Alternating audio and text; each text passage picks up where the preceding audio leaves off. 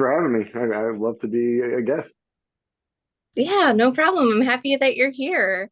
So, the first question I ask everyone I interview is, how's it going? It's going good. It's been a busy day. A lot of interviews today. Just getting prepped and ready for the album release. It's kind of been a whirlwind this last couple of weeks. I guess a couple of months, even just shooting the videos and everything. So glad to be here doing it. Well, that's great. How do you feel now that the album's done? A big weight has been lifted off my shoulders. We had a very small amount of time to kind of write the record. We had written three songs, and we decided, we'll just kind of see what happens. We shopped those songs. Obviously, got signed to Metal Blade, and then they said, okay, well now we want six more, and that's when the pressure really kicks in. You're like, ah. I just felt this weight of we have to somehow make them better, but also just as good as the first three we released. So it is very, very cool to have them done. And I just got this 2 days Ooh, ago. It showed up in the mail. This is the mineral one. I guess this is the retail only. But yeah, I got to do an unboxing video for this. But it's cool to see an actual Daath vinyl. that's awesome. I mean, it kind of looks like my background, but I kind of stole it. So, I know, I love it actually. I do. I kind of do a similar background. I did some animated version of the deer, but I'm Mhm. gonna keep the red going for these interviews. Yeah, well, that's okay. I stole it from you, from the band anyway. So, it's Yeah, your yeah, anyway. yeah. It So, looks awesome. Yeah, it looks awesome.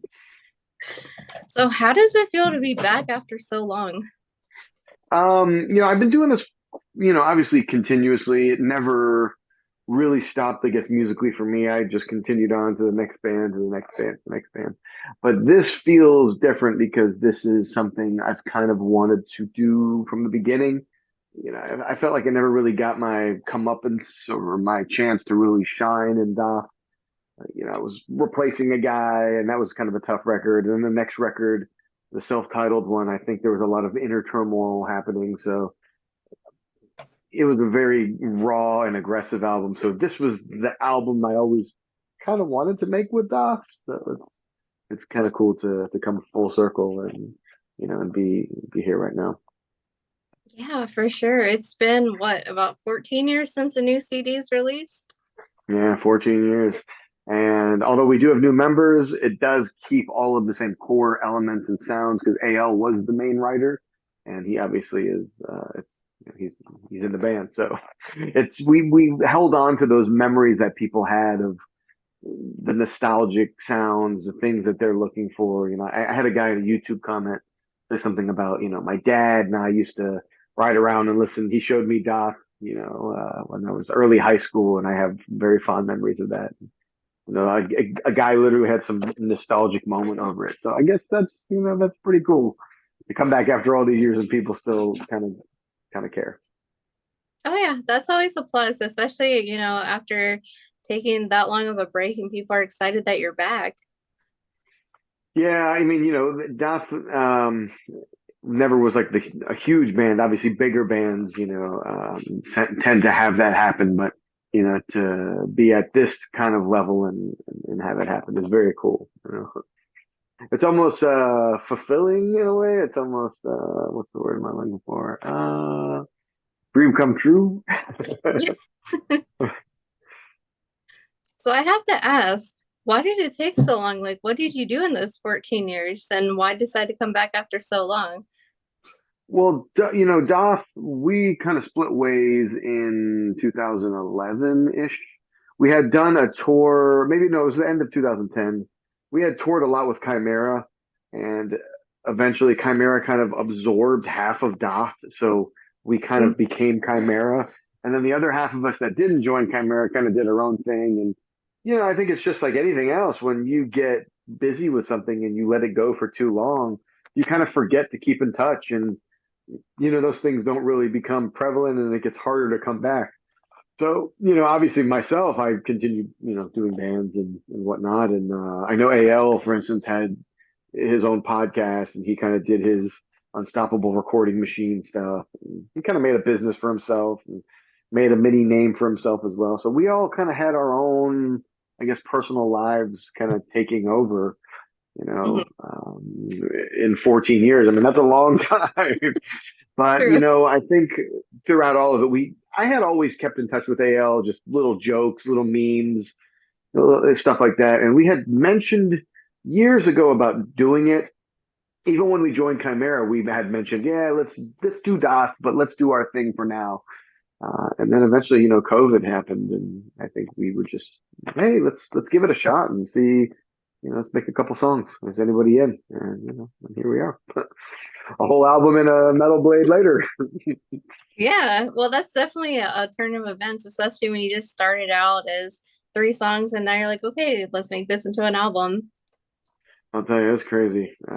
Just kind of Metal Blade really gave us, a really cool deal, and they've been very supportive. And Metal Blade is very into metal. That's one of those labels that you can tell they support all of their artists, and they are all metalheads. And it's not just some stuck up CEOs or something that have no idea, and they just see like a package label. They actually see a band they like, and they want to help get to the next level.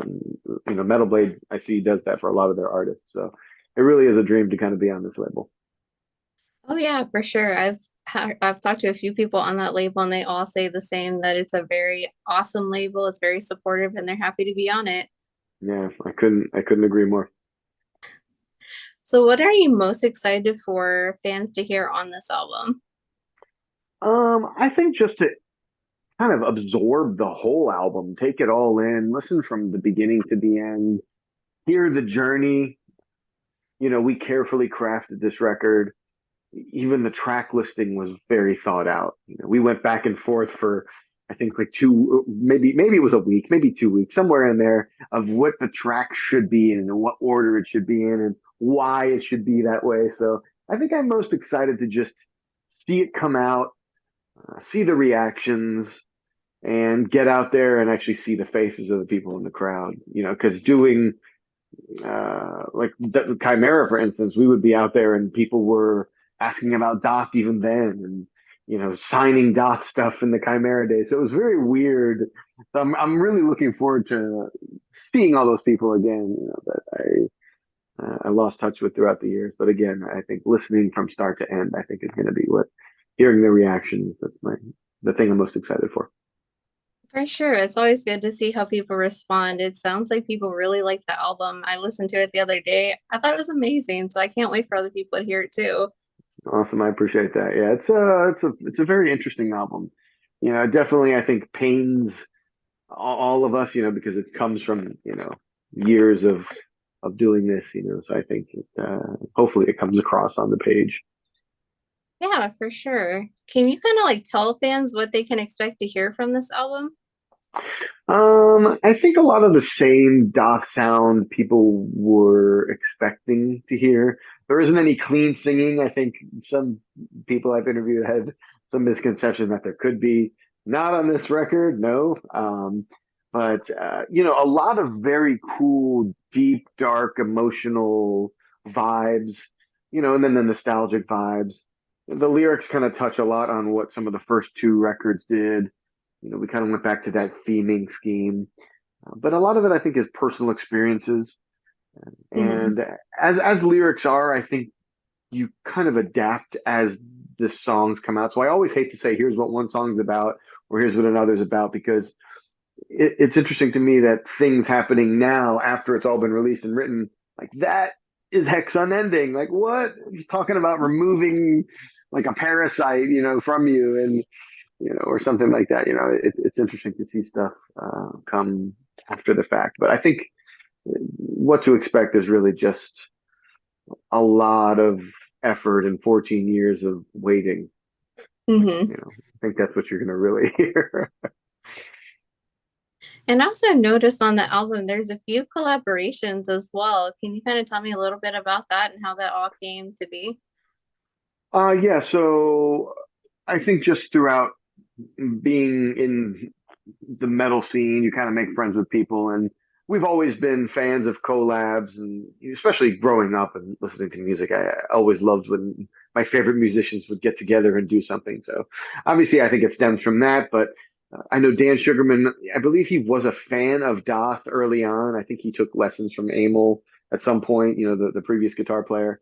So that was Hmm. kind of cool to have him there and to kind of meet him. And because I all my siblings are all huge Ice Nine Kills fans, so it was cool to Hmm. kind of show them like, hey, look who I'm hanging out with.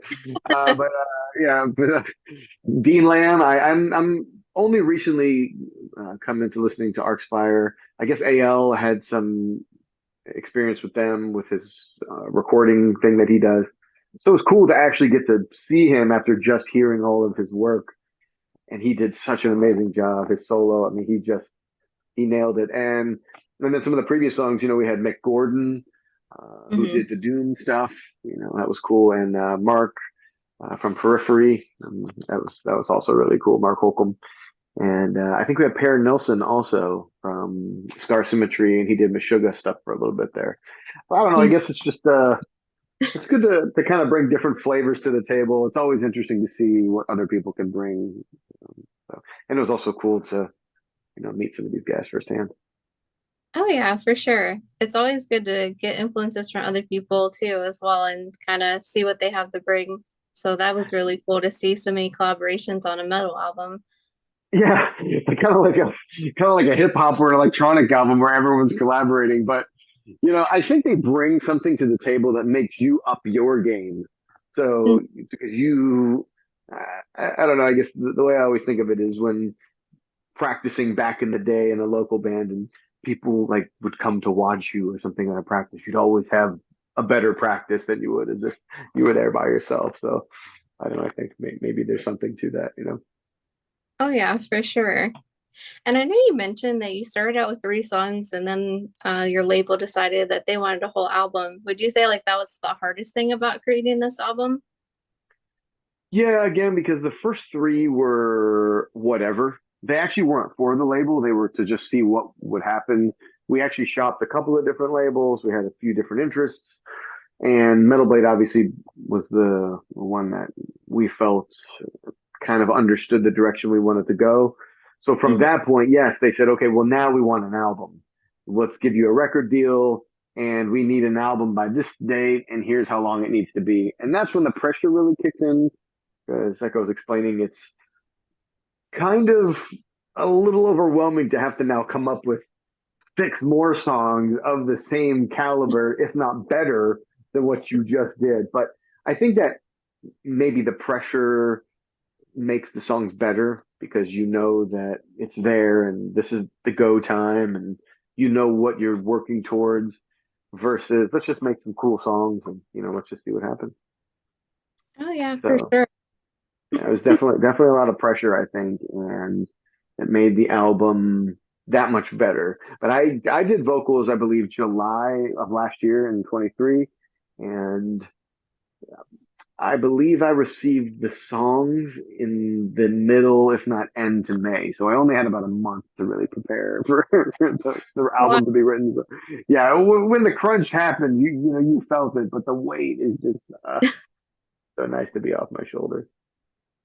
So was it hard to come up with the album art and also the album name since they came together so fast? No, the album art, we obviously found a new artist, and I think he just did an amazing job. And, also the naming scheme, we kind of had already gone along with that naming scheme, the hinderers, the concealers, and we Mhm. wanted to kind of go in that same vein. So we obviously pulled up all of the words that would kind of fit the album title, and actually, Deceivers seemed to kind of be the best fit title. So yeah, it all comes together. It's amazing when you see it in the end.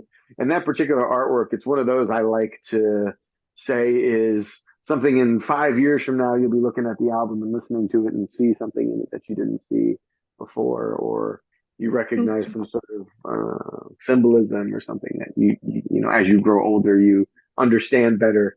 So I think it's a full encompassing thing. Yeah, I don't think it was very difficult. I think it just all kind of came together. So is there any like Easter eggs hidden in the album art then? Not necessarily, and I mean there could be a few little things here and there, like little, hat tips to old things, but nothing to reveal. It's more for you to find, like a Where's Waldo. The only thing, I mean, for the vinyl, not in the artwork itself, but the tracks actually had to be switched. So in the vinyl, the order is actually different so that we could fit it all on the vinyl. And Hmm. then the songs from the vinyl or from the actual record to the singles, we were fortunate enough to go back to the same dude who mixed the first three songs. So he had the project files. So when we went in to do the other six, he basically brought them up, he remixed them all, made them kind of all sound the same level. We kind of took some things out that we didn't like or did like. So you may hear things in those first three songs we released. I don't know if you A and B them, you may be able to hear some differences. Okay, well, that's something to be on the lookout for sure. So, for Yeah, anyone who's vinyl. yeah. So, are there any memorable stories you had during the recording process? There was quite a few. I think most of it had to deal with just travel falling through, or last minute, getting the stuff together for the record, or um, nothing too crazy. I mean, obviously, I broke my phone in the middle of writing the record, and I was using it for lyrics, and sure Oh no. enough, it just falls off the stand. It was one of those folding ones, and the front screen completely went out. So that was kind of a bit of a nightmare. But Andrew and I, the guy who did all the vocal production, him and I, it's one of those that if I lived in the same area as him, we'd probably be best friends. So we had a lot Hmm. of stupid moments, and we came up with a lot of dumb little things in our head when I hear certain parts. He's like little stupid, like nonsensical names for things. So that's really all. I mean, we did go to Sweden, which was cool to do all the mixing. Getting to be at Fascination Street Studios was just unbelievable. I had always wanted to kind of go there and record a record there. So Hmm. I think it was very cool. But I don't know. The stories will come as I think the hype of the record dies down. I'm still just there's still so much to digest. Yeah, for sure. Especially since you had to come up with it together like so fast, I'm sure. Yeah, last minute, basically. Yeah, nothing like procrastination, right? So, what's your favorite song on the album? My favorite song has kind of started to lean towards "Deserving of the Grave." I feel the lyrics really hit home. It is kind of about, again, they're all kind of loosely based on experiences or overcoming whatever it may be, and I really like the atmosphere of that song. It hits home, the transitions, and I listen to that one. It's like a pure goosebumps kind of moment. So I'd say, yeah, Deserving of the Grave is my favorite. Do you think that's the favorites that the fans will also choose as well? It's never that. In the history of this, 100% of the time, I never know what people are going to like. I never know. Every record, I'm like, this is going to be the banger. And nobody likes that song. Like, did you like that one? No, no, no. That one's not my favorite. I like some of the other stuff you guys did. Oh, yeah, yeah. Well, that one's my favorite. I don't know what it is. I guess I'm just not in touch with what people actually like. My taste is obviously different, and maybe I'm biased because I write the song, so I don't go in with open ears and an open attitude, so to speak. I think I'm more like, I kind of like what I like. Do you have any predictions of what might be the favorite? So far, obviously, Hex Unending has done really well. I think that one has the most potential to be kind of the thrasher, bang your head, rip a stop sign or, crank the speed limit going down the highway. I think a Hex Ending is probably going to continue to be one of the most favorites. And then I think for all of the musicians and the music nerds, either Unwelcome Return or Ascension will be I just think there's so much guitar work in there that I've always said, and people have always said, we're kind of a musician's band, like a band's band. A lot of musicians like this band because Mhm. of the technical wizardry. So I find that they tend to gravitate more towards the just like technical songs. So Hmm.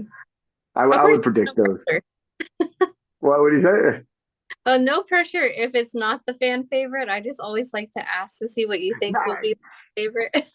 Yeah, I think Hex Unending will remain the favorite. I think for several reasons. I think it just has that. Oh, sorry, it just has that opening album vibe, and it's just I think it's the first thing people heard with a music video, so it'll be the first thing that people kind of associate with. I don't know, we'll see, but I think it already has come out, and I think that one will be the favorite. Well, there's only time will tell, so you can go back and Yeah, watch see if it is or not. yeah. Exactly. See if my psychic abilities are good or not so good. So, what was the inspiration for you guys to start writing the three songs that then turned into the album? I think that probably was just from stagnation. I think it was time.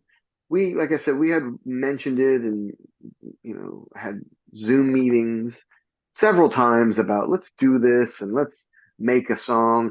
Let's do one song was what we always kept saying. Let's just do one song. And we did contact the old members again, but they were on board at first. But I think the realization of if this does do something, Mm-hmm.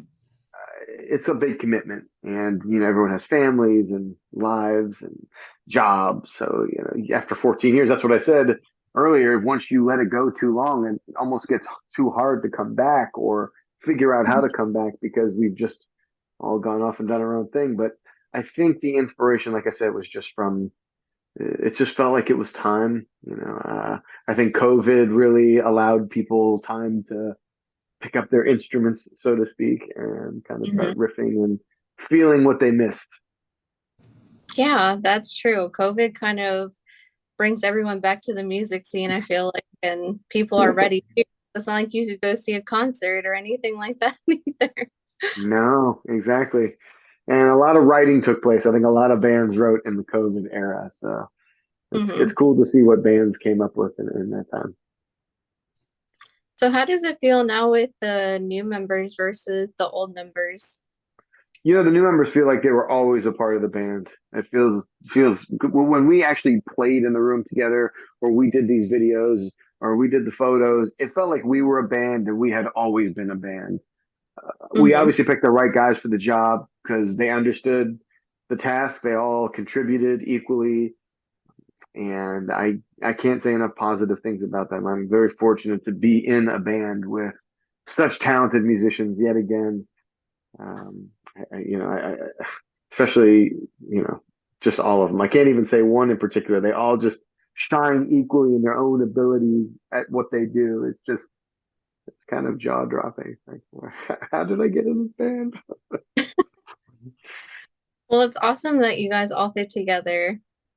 Yeah, I know it really is. Yeah, and we look good together too. And looking at the photos and stuff when we were doing the press and everything, you can see, we look like we're meant to be together, and we meant to be doing it. It's crazy. Hmm. So, if you did find a guy that didn't look good, would you have to kick him out? Like, sorry, you don't look like you belong with us. You're gonna have to go on like the back. No, no, no, no, because it's one of those things where when you kind of get someone in a band and you start writing with them, Hmm. they become a part of you. So you just as much as they um, are responsible for how good or bad they look. Hmm. If you have this like kind of like weird vibe, like you don't want to be like touched by the person, then yeah, that person's going to be an outcast. But if you're just, it doesn't matter who they are, what they are, what, where, when, it doesn't matter as long as you all feel like you should be a part of it. It always looks natural. So Hmm. these guys are obviously all been doing it a long time, and and they're very eager, and they're very passionate about music. So it didn't matter; it was always going to fit. Well, that's awesome. So, I have to ask, what are you gonna do to recharge now that the album's about to be released? Recharge? I don't know. Probably just work a little bit and maybe just rest on my laurels and enjoy seeing the album released, watching the reactions. Looking forward to touring coming up. Obviously, that'll happen at some point. Hmm. the time to a label, obviously they want you to tour, so that is definitely in the cards. It's just a matter of when and with whom, and yeah, I guess where. But yeah, I really think that'll be kind of what I will personally do is just enjoy the record. I listened to it for so long under such scrutiny that I could never really just kind of take a deep breath and stuff, like holding my breath and clenching my teeth. And like every time I listen to it, it's been like that. So this will be nice. I'm gonna open this vinyl. I'm gonna put it on, and just enjoy, the fruits of the labor. So I know you mentioned touring. Is that what's next for the band? Yeah, I mean, I think it's the natural progression of things. I think it's just we tour, and and we see where that takes us. I think good festivals, Hmm. we're willing to pretty much do anything, but it just has to be the right thing at the right time, and I think once that happens, we've already kind of started piecing together, writing a little bit of new material. Like I've already heard a few riffs. Like, oh, Hmm. already writing. All right, I like this. I like where this is going. Preparing early. Yeah. Nice. Yeah, preparing early. So I do have one last question here for you. Is there any message you'd like to give to your current fans, new fans, anyone that's interested in listening to the new album? Again, I think it's that same sentiment of that we have protected your memory. I really, truly, firmly believe that it does sound like old Daath, and just with a new flair and a new spirit behind it, new energy. But it's that same riffs, the same emotional vibes that you got from the first stuff. So thanks for hanging in there, and I really hope you enjoy the album, and I really hope to see everybody out there on the road. I look forward to it. Yeah, for sure. I mean, it comes out, looks like May the 3rd, and it was a great album. So if you haven't, everyone should definitely order it. It's the Deceivers. No, I appreciate it. Yeah, definitely check it out. Yeah, it's like 2 weeks it'll be out, so I look forward to it. Well, again, I want to thank you so much for taking your time for doing this interview with me. And of course, thanks for having me, as always.